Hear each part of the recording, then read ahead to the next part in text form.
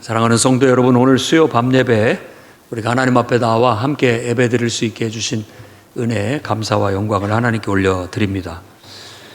오늘 우리가 읽은 이 말씀은 13절부터 시작되는 화 있을진저로 시작되는 7번의 반복적으로 화 있을진저를 말하면서 바리새인들과 서기관들의 외식에 대한 책망, 경고의 말씀을 주고 있습니다. 화 있을진저라는 말 자체가 하나님께서 화내신다 이렇게 이해하면 제일 좋습니다. 하나님이 기뻐하시지 않고 그걸 보면 하나님이 화를 내신다 이런 의미. 그러니까 이건 감탄사로서 약간 좋지 않은 부정적인 감탄사로서 너희한테 좋지 않다, 해가 된다, 해롭다, 너희가 고통스러워진다 이런 어떤 의미를 가진 탄식 섞인 그런 말입니다. 그것을 우리 말로는 화 있을진저, 너희들한테 좋지 않다. 또 하나님이 그걸 기뻐하지 않기 때문에 하나님이 그 일로 인해서 분노하신다 이런 의미를 갖고 있습니다. 그래서 13절부터 우리가 오늘 읽은 이 33절까지 말씀 속에 이 화 있을진저를 7번 쓰면서 그 당시 때 바리새인들과 서기관들의 누룩, 바리새인들과 서기관들의 잘못된 어떻게 보면 신앙의 풍토, 그것을 외식이라고 말을 하고 있습니다. 외식이라는 말은 원래 그 뜻이 가면을 쓰고 연기하는 사람을 말합니다.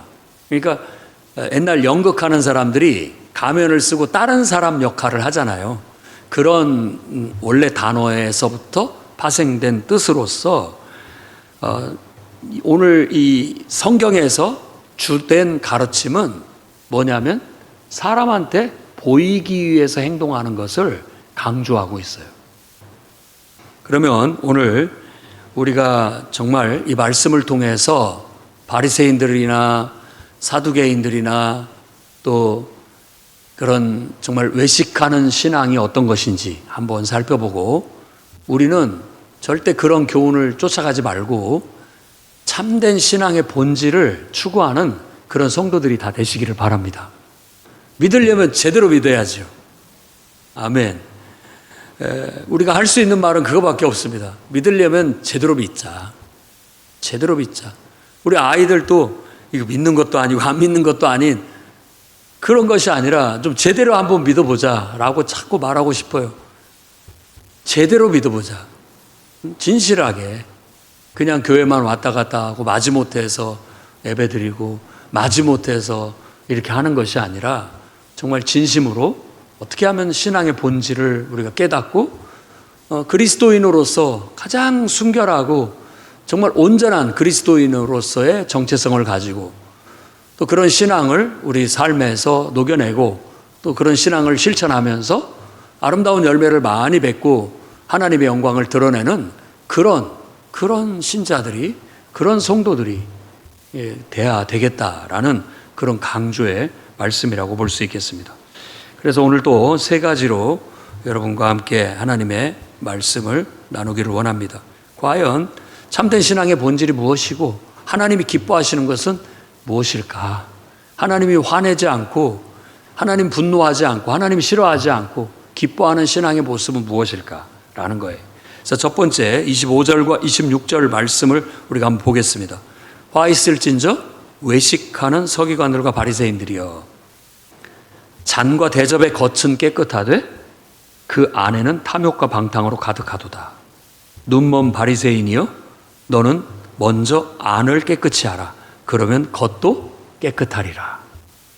겉모습이 아닌 속사람, 여러분의 마음을 깨끗게 하는 여러분들이 되기를 바랍니다. 겉모습보다도 마음이 중요하다라는 거예요. 그런데 따지고 보면 이 말은 이 내면을 강조하고 있지만 내면에서부터 이 겉모습이 나타나는 거예요. 그래서 이게 상호 보완적인 것을 이해는 해야 됩니다.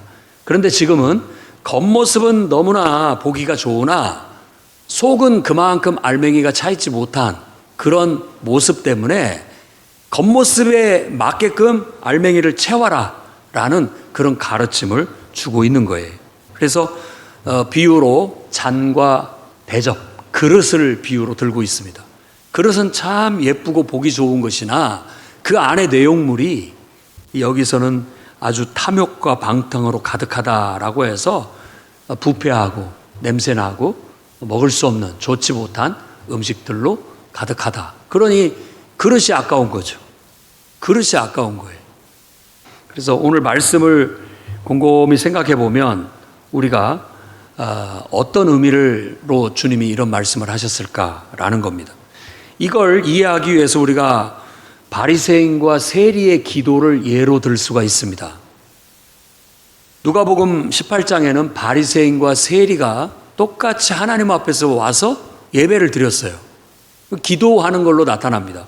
근데 바리새인은 딱 서가지고 내가 일주일에 몇 번 금식을 하고 11조를 드리고 또 뭐 잘한 것들을 쫙 나열을 해요. 그러니까 누가 봐도 그 사람은 참 훌륭한 경건 생활을 하고 훌륭한 신앙의 모습을 갖추고 있다라는 건 누가 봐도 알 수가 있는 거예요. 그래서 야, 저분은 참 훌륭하다. 이런 말이 절로 나올 수 있을 만큼 그런 말들을 쭉 나열을 했어요.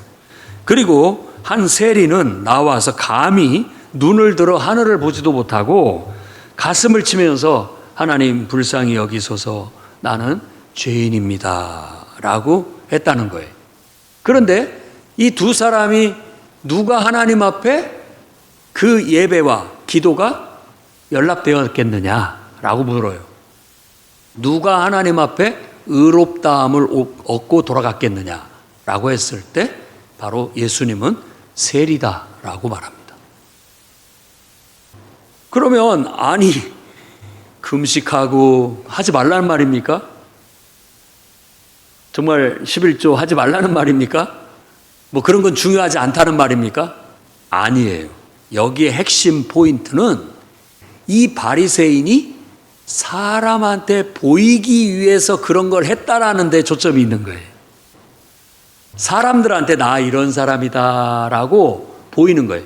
그러니까 그 바리새인의 마음의 동기는 하나님 앞에가 아니에요. 지금 하나님 앞에 자기를 드림이 아니라 사람 앞에 자기를 나타내는 거예요.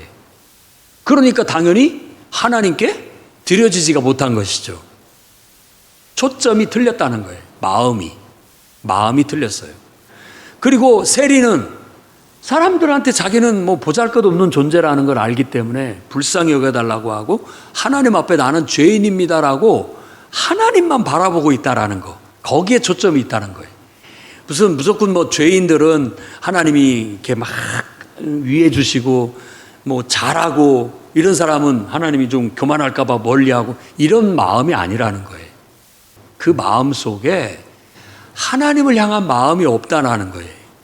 바리새인이 지금 하는 모습 속에는 그냥 자기를 사람 앞에 드러내려는데 사람한테 보이려는데 초점이 맞춰져 있기 때문에 그 예배는 하나님께 드려짐이 아닌 거죠. 그냥 사람 보기에 좋아 보이고 예뻐 보이고 사람 보기에 그걸로 만족해하는 거예요. 근데 정말 하나님 앞에 나가서 하나님 앞에 감히 서지도 못하고 긍휼히 여겨달라고 불쌍히 여겨달라고 눈물로 회개하는 그 영혼이야말로 진정으로 하나님에게만 집중해서 하나님 앞에 자신을 드렸기 때문에 그가 하나님 앞에 의롭다함을 얻는 건 당연한 것이다 라는 거예요. 그래서 지금 속을 깨끗이 하라는 말은 우리 마음속에 있는 동기, 내가 이 마음속에 하나님을 바라보고 있느냐, 이것을 챙겨야 된다라는 거예요. 그런데 그게 아니라 나를 자랑하고 싶은 욕심, 내 욕망을 채우고자 하는 그런 욕심, 이런 것들로 의해서 자꾸 사람의 눈치를 보고 사람들한테 좋게 보이려고 하고 사람들한테 칭찬받고자 하는 그런 의도로 가득 차 있으면 그 내용물이 나쁘다, 더럽다, 지금 그렇게 말하고 있는 거예요. 그러니 예수 믿기가 쉽지 않죠. 그냥 겉으로만 잘하면 되는 거 아니에요 라고 생각할지 모르지만 우리가 겉으로 여러 가지 주님을 위해서 봉사하고 예배하고 섬기는 일을 하지만 그 마음이, 주님은 그 마음을 보신다는 걸 우리가 기억해야 되겠습니다. 그래서 이건 산상수훈의 가르침의 6장에 나타나 있는 내용입니다. 6장 1절 말씀 보면 뭐라고 얘기하냐면, 사람에게 보이려고 그들 앞에서 너희 의를 행하지 않도록 조심해라. 하늘에 계신 너희 아버지께 상을 받지 못한다. 그러니까 우리의 모든 초점이 사람한테 드러내서 칭찬받으려고 하고 또 사람을 먼저 의식하고 행한다면 신앙의 깊이가 없다는 거예요. 신앙의 깊이가 없는 거예요. 그것과 상관없이 내 마음의 중심에 하나님이 있고 하나님을 향해서 하는 것이 되어야 하나님께 상을 받는다, 하나님께 인정을 받는다라는 거예요. 그러니까 여러분, 속이 깨끗하다라는 뜻은 바로 그런 사사로운 동기, 내가 사람한테 칭찬받으려고 하고 잘 보이려고 하는 그런 어떤 불순한 동기, 이런 것들을 말하는 것이라는 걸 깨닫기를 바랍니다. 그래서 그런 것들을 내려놓고 정말 이 세리처럼 우리는 오로지 주님께만 집중할 수 있도록 하나님 앞에서 한다라는 그런 마음으로 우리 신앙을 추구해야 비로소 올바른 신앙이 될 수 있는 겁니다. 그래서 여러분의 마음과 동기를 오늘 한번 살펴보시기 바랍니다. 나는 왜 그 일을 하려고 하는가? 근데 다시 말씀드리지만 더 하나님께 중심을 둬야 됩니다. 상호 보완적이에요. 내면의 동기와 행동은 상호 보완적인 거예요. 그래서 여기서는 내면을 강조하고 있지만 항상 그 내면과 함께 행동도 걸맞게 따라 나와야 된다는 거예요. 또 다른 가르침은 행함이 없는 믿음은 죽은 거 아니냐, 마음만 하나님을 향한다라고 하고 실질적인 행동을 하지 않는 것도 문제가 될 수 있는 것이죠. 또 다른 극단이죠. 또 다른 극단. 바리새인들은 근데 그 시대에 바리새인의 누룩을 조심해라 라고 말하는 게 너무나 그들은 사람한테 보이기 위해서 하는 것들이 많았던 거예요. 의도가 보여요. 의도가. 그걸 통해서 칭찬받고 그거 받고 존귀함을 얻고 존경받으려고 하는 의도가 너무 강해요. 근데 정말 의심이 되는 거예요. 저 사람 마음속에는 하나님이 안중에 있는 거야, 없는 거야? 이 정도로 그들의 모습이, 신앙이 하나님이 그들 마음 중심에 없다는 거예요. 그러니까 빈 껍데기 같은 거예요. 정말 하나님을 향해서 하나님 앞에 헌신된 마음으로 주님께 드려지는 신앙이 되어야 되는데 그냥 겉으로 사람들한테 인정받는 그런 것들만 남아있다는 거예요. 근데 이런 모습들이 신앙생활을 오래 한 사람들에게 나타납니다. 초신자들은 안 나타나요. 그럴 이유도 없잖아요, 초신자들은. 그런데 신앙생활이 오래됐고 또 오랫동안 이렇게 해서 누구들한테 이렇게 존중받고 인정받는 직분자들, 목회자, 이런 사람들에게 이런 오류에 빠질 수 있는 문제가 있다라는 거예요. 그래서 정말 모세의 자리에 앉아 있으면서 자기도 천국에 들어가지도 않고 거기 들어가려는 사람들도 다 막아서고 있다고. 그런 어떤 정말 가슴 아픈 안타까운 모습을 주님이 지금 지적하고 있는 겁니다. 그러니 우리는 우리의 마음의 동기가 항상 우리의 사사로운 욕심을 채우고 우리의 사사로운 만족을 얻고 또 다른 사람들한테 인정받고 또 칭찬받는 그런 데에 초점을 두기보다는 우리 마음은 하나님께 찬양을 해도 하나님 앞에, 기도를 해도 하나님 앞에, 예배를 해도 하나님 앞에, 봉사를 해도 하나님 앞에 한다. 그것이 더 중심이 되고 그렇게 해서 그냥 사람들 보기에 그것이 자연스럽게 아름답게 보이는 것은 당연한 것이 돼야 되는 것이지, 사실 내 마음에 이렇게 하면 사람들이 나를 칭찬하겠지, 이렇게 하면 사람들이 나를 존중하겠지, 이런 동기에 치우치기 시작하면 처음 한두 번은 괜찮다가 나중에는 완전히 지금 이 잘못된 신앙으로 갈 수 있다는 걸 여러분이 깨닫기를 바랍니다. 두 번째로는 27절, 28절 말씀인데, 화 있을진저 외식하는 서기관들과 바리새인들이여 회칠한 무덤 같으니라고 하면서 회칠한 무덤을 은유로 들고 있습니다. 앞에서는 그릇은 깨끗하고 좋은데 내용물이 더러운 것을 얘기했고, 여기서는 회칠한 무덤이라고 똑같은 이야기를 다른 비유로 얘기한 거예요. 무덤은 아름답게 잘 꾸며놨는데 그 안에는 썩은 시신이 들어있잖아요. 냄새나는 그런 모습이다라고 말하고 있는 거예요. 그러니까 어떻게 보면 죽어있다. 무덤을 은유로 들었다고 한다면 그 안에는 죽어있다. 살아있지가 않다. 그러니까 우리 신앙이 겉으로는 어떤 예배를 드리고 찬양을 하고 직분을 갖고 행동을 하고 봉사를 하지만 그 안에 하나님의 임재가 없고 하나님을 향한 정말 뜨거움이, 하나님을 향한 사랑이 살아있지 않는다면 그 영혼은 죽은 영혼이다 라는 거예요. 이것도 마찬가지로 신앙생활을 오래 하다 보면 우리 영혼이 이렇게 죽을 수 있다는 걸 기억해야 됩니다. 죽어 있는 거예요. 죽어 있어요. 살아있지가 못해. 생명력이 없습니다.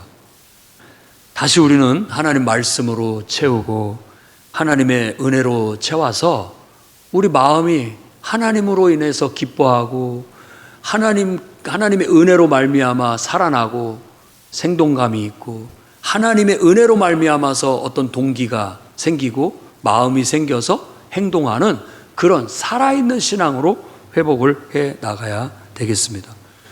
그렇지 않으면 우리는 정말 분별력 없는 맹인과 같은 거예요. 그래서 성경에 눈먼 것과 외식을 이렇게 동등하게 비유로 얘기하고 있습니다. 외식하는 신앙은 눈먼 사람과 같다. 그러니까 하나님을 볼 줄 모르고 하나님이 보이지 않는 거죠, 그 사람한테는. 그리고 분별력이 없어요. 이게 하나님의 뜻인지 아닌지 이것에 그걸 볼 줄 아는 눈이 없다라는 거예요. 여러분, 신앙의 성숙도는 거기에 있습니다. 여러분, 모든 일에 항상 하나님은 어떻게 이걸 보실까? 하나님은 나한테 뭐라고 말씀하실까? 이게 살아있어야 됩니다. 그래서 내가 어떤 행동을 하고 어떤 봉사를 하고 어떤 섬김을 할 때도 늘 어떻게 말하냐면 하나님께서 저에게 그런 감동을 주셔서 하나님이 나에게 하라고 하시니까 제가 그냥 순종해서 합니다. 이게 살아있는 거예요. 근데 그거 없이 그냥 누구 때문에 마지못해서 한다든지 또 누구한테 인정받으려고 인간적으로 한다든지 이런 건 다 죽은 신앙입니다. 죽은 거예요. 겉모습은 똑같으나 겉으로 봉사하고 섬기고 행동하는 건 똑같으나 생명력이 없다라고 말할 수 있는 거예요. 그래서 우리 마음이 하나님과 연결되어 있어야 되고 모든 동기가 하나님의 은혜의 동기의 부여로 인해서 나올 수 있도록 그렇게 하게 되면 우리가 거짓에 빠지지 않게 되고 또 악의에 치우치지 않게 되고 순수하고 본질적인 신앙을 유지해 나갈 수 있게 된다라는 겁니다. 만일 나도 하나님도 보이지 않고 그냥 하나님과 무관하게 신앙생활을 하고 다른 사람도 똑같이 그렇게 이끌고 가고 있다면 둘 다 맹인이기 때문에 둘 다 구렁텅이에 빠질 거라고 말하고 있습니다. 마태복음 15장 14절에는 그냥 둬라. 그들은 맹인으로 맹인을 인도하는 자로다.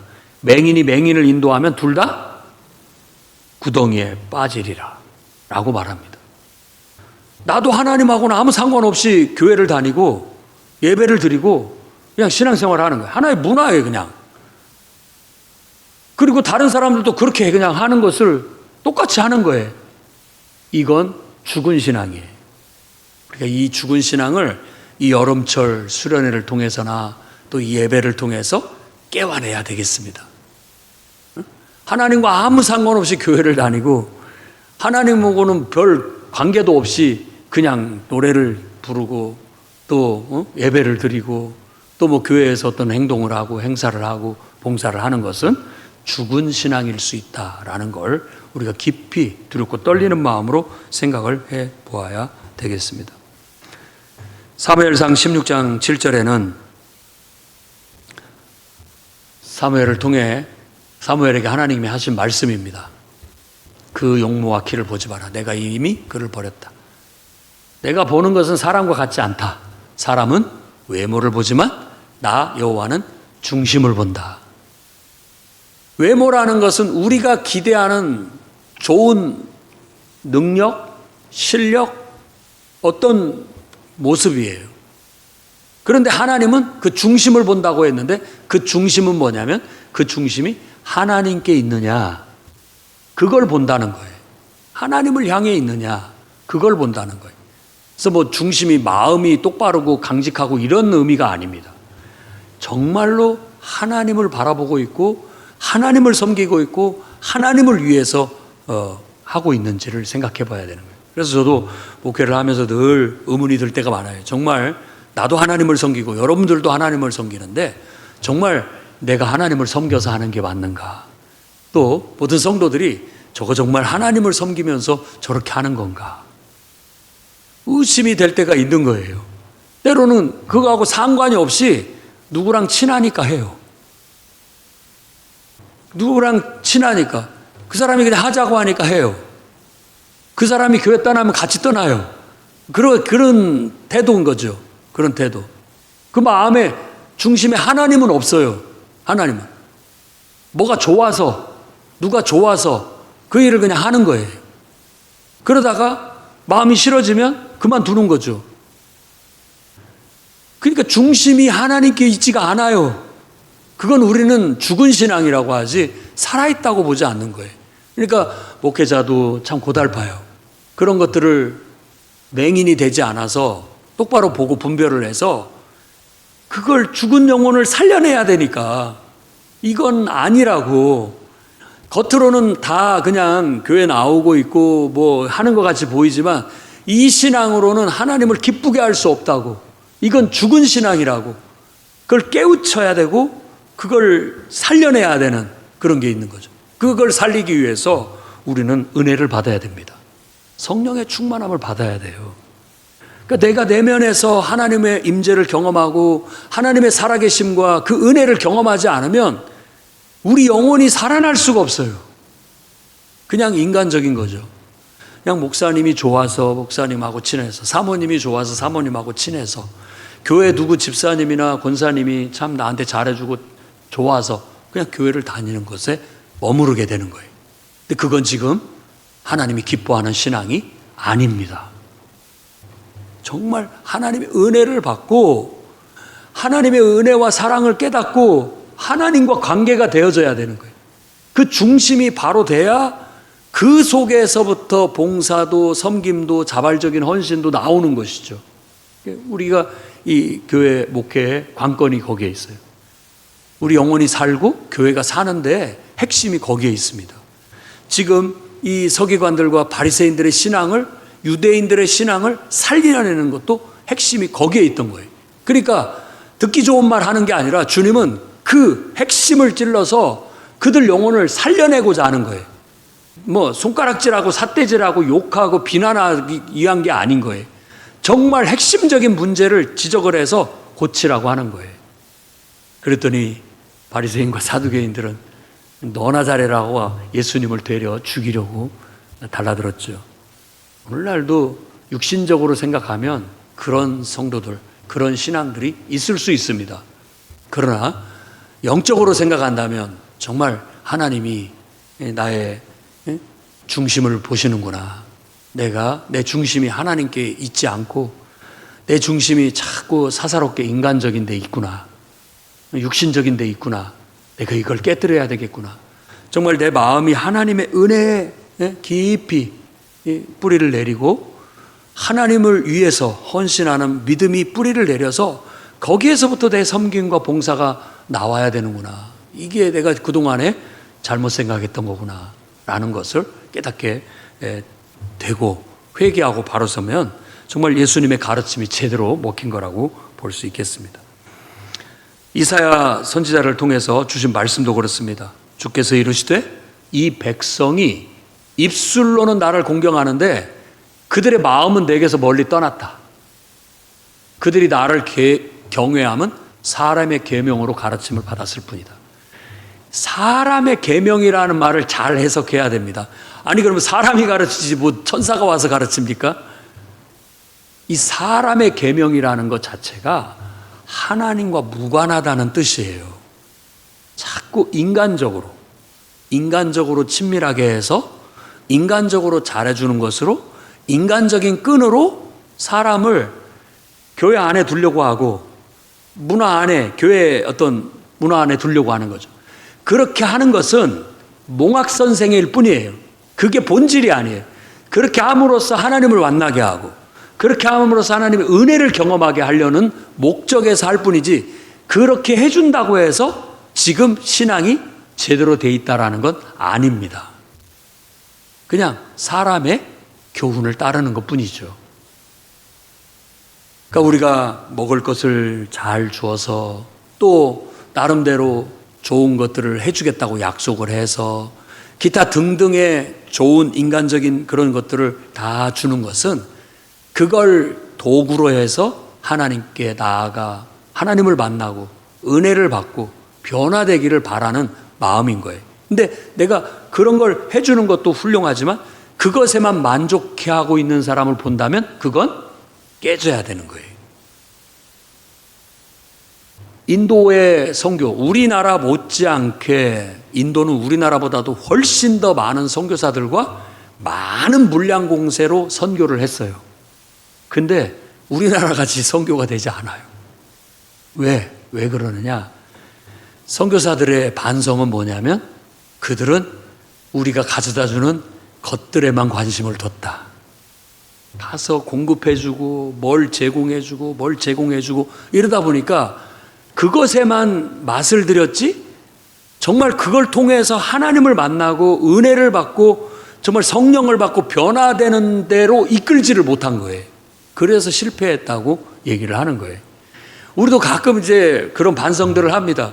주일학교나 이런 데 있을 때 뭐 달란트 시장이라든지 기타 등등의 여러 가지 물량 공세를 통해서 아이들에게 호감과 교회에 대한 친근감을 가지게 하는데, 거기에서 우리가 기도를 하고 예배를 드리고 은혜를 받고 말씀을 깨닫고 믿음을 고백하고 성령 충만함을 받는 것이 이어지지 않는다면 그 모든 물량 공세는 그냥 허무하게 사라지고 말 거예요.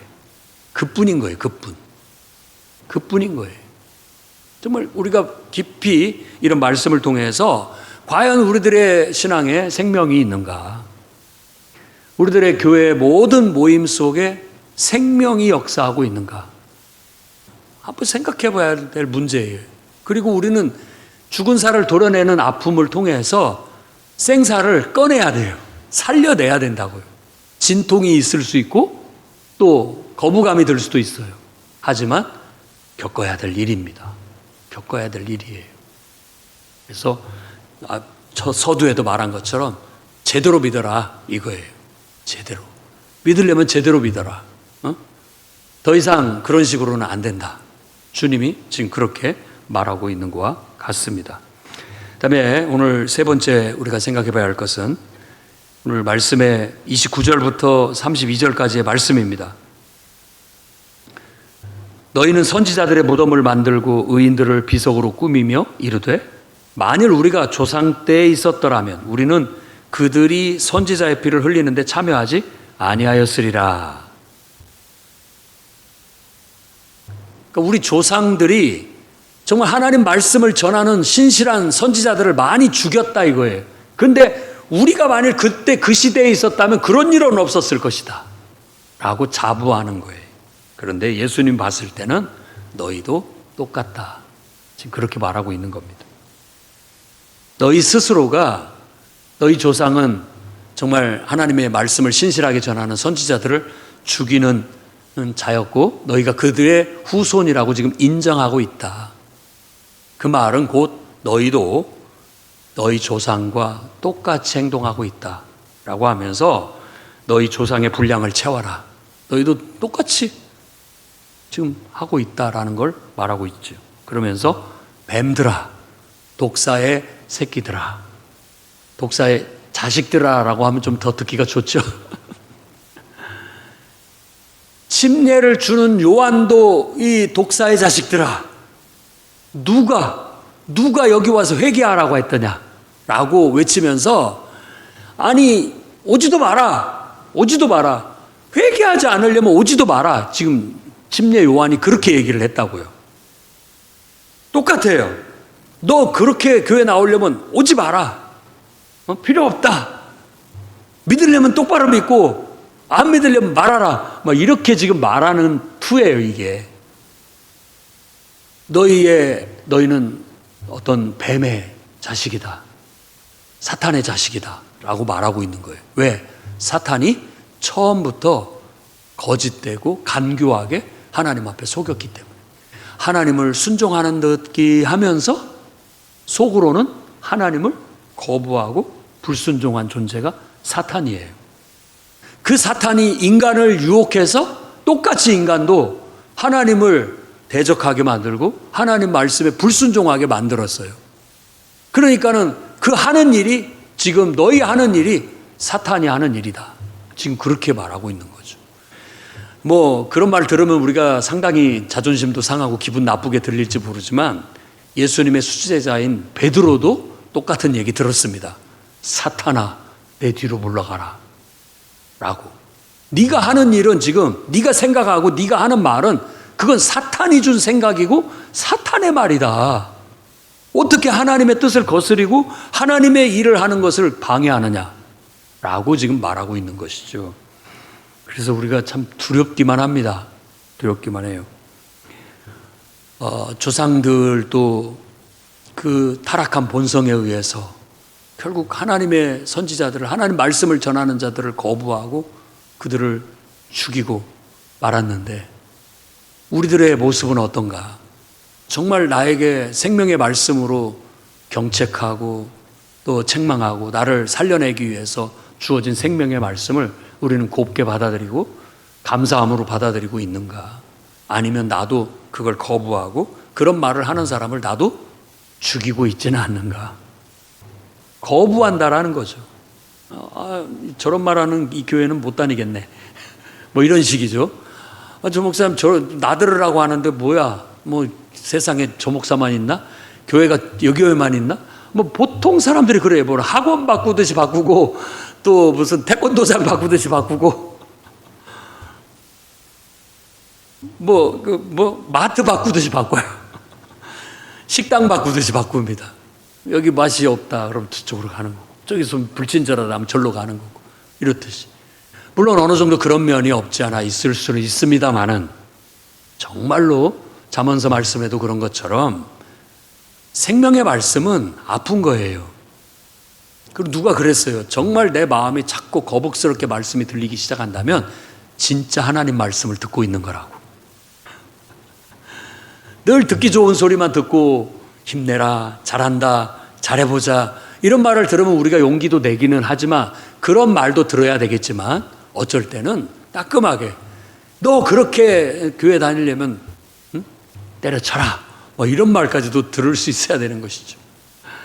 자, 우리 나 때는 많이 얘기하지만은, 그때는 정말 조금만 게으름 떨고 조금 나태해지고 그러면 담임 목사님한테 불려가서, 재현아 너 앞으로 주의종 될 녀석이 그렇게 하려면 그만 집어쳐라. 목사 안 되고 집사님 돼서도 얼마든지 신앙생활 잘할 수 있다. 너 그렇게 해갖고는 목사 못 된다. 얼마나 무섭게 얘기하는지 정말 머리도 제대로 못 들었습니다. 그런데 그게 다 들으면 마음이 기분이 나쁘고 막 거부감이 들고 막 뛰쳐나가고 싶은 게 아니라 감사하게 들었고 시원하게 들었습니다. 그런 말을 들으니까 그래, 나도 평소 좀 그런 게 느껴졌는데 목사님 눈에도 그렇게 보였다면 하나님께도 그렇게 보였을 것 같다 라는 걸 하고 더 열심히 하려는 마음 자세를 갖는 게 필요한 것이죠. 그런데 사람의 이 심보라는 게, 이 본능이라는 게, 본성이라는 게 그런 걸 듣기 거북해해요. 싫어해요. 자꾸 피하려고 하고 돌아가려고 하고 그런 걸 싸워서 이겨내려고 하지 못하는 그런 게 있습니다. 그게 사탄의 간교한 술수라는 거예요. 이게 간사한 술수예요. 그래서 지금 그 간사한 사탄의 술수에 지금 바리새인들과 사두개인들이 다 넘어가 있다는 거예요. 그래서 독사의 자식들아, 너희가 지옥의 형벌을 피할 수 있겠느냐 이래가지고 그렇게 험악한 말씀을 한 거예요. 그러니까 그 말을 듣고 돌이킬 자들은 돌이키고 회개할 자들은 회개해서 죽은 영혼이 살아나고 정말 하나님과 무관했던 모든 신앙이 다시 하나님과 관련된 은혜로 회복되게 될 수 있었다는 거예요. 우리도 오늘날 주님이 말씀하신 것처럼 바리새인의 누룩을 조심해야 되겠습니다. 아나니아와 삽비라를 봤을 때도 그들이 바나바라고 하는 사람이 정말 밭을 팔아서 하나님 앞에 드리면서 존경받고 한 것을 보고 자기들도 그런 존경을 받고 싶어서 하나님이 너무 감사하고 은혜가 넘쳐서 하나님을 위해서 내가 뭐라도 드려야 되겠다라는 마음이 아니에요. 나도 교회 안에서 성도들이 막 저 사람을 저렇게 존중하고 존경하는데 나도 존경받는 집사님 한번 돼봐야 되겠다. 그런 마음에서 자기도 밭을 팔아서 이렇게 드리려고 하는데 그런 인간적인 마음이다 보니까 드리는 게 속으로 아까운 것이 있었던 것이죠. 그래서 그걸 하나님 앞에 속여서 드리게 됨으로써 그들이 하나님 앞에 징계를 받고 죽음을 맞이하게 됐다라는 안타까운 얘기를 하고 있는 거예요. 그 죽음은 다른 걸 말하는 게 아니에요. 이미 그 사람은 영혼이 죽었다라는 걸 말하는 거예요. 영혼이 죽은 거예요. 죽었기 때문에 살아있는 신앙이 될 수가 없는 것이죠. 오늘 말씀을 통해서 저와 여러분이 깨닫기를 바랍니다. 정말 외식하는 신앙이 얼마나 위험한지, 그리고 두렵고 떨리는 마음으로 우리가 진정한 신앙의 길을 걸어가야 되겠다라는 그런 굳은 결단과 각오를 하시기 바랍니다.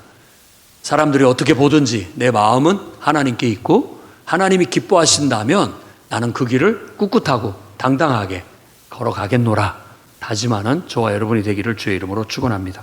기도하겠습니다. 거룩하신 주님, 바리새인의 누룩, 그들의 잘못된 신앙관, 외식적인 사람에게 보이기에 급급한 신앙들, 우리 안에 그런 것들이 퍼지지 않도록 막아주시옵소서. 전염병처럼 퍼질까 두렵습니다. 인간적인 신앙, 육신적인 신앙 다 하나님의 성령으로 충만하게 채워주셔서 떨쳐내게 하시고 하나님의 은혜가 충만하여 은혜로 봉사하고 섬기고 예배하고 은혜로 복음을 전하며 또 우리가 맡겨준 영혼들을 은혜 안으로 이끌어 구원으로 이끌 수 있는 용기 그리고 지혜와 능력도 허락하여 주시옵소서. 예수님 이름으로 기도드립니다.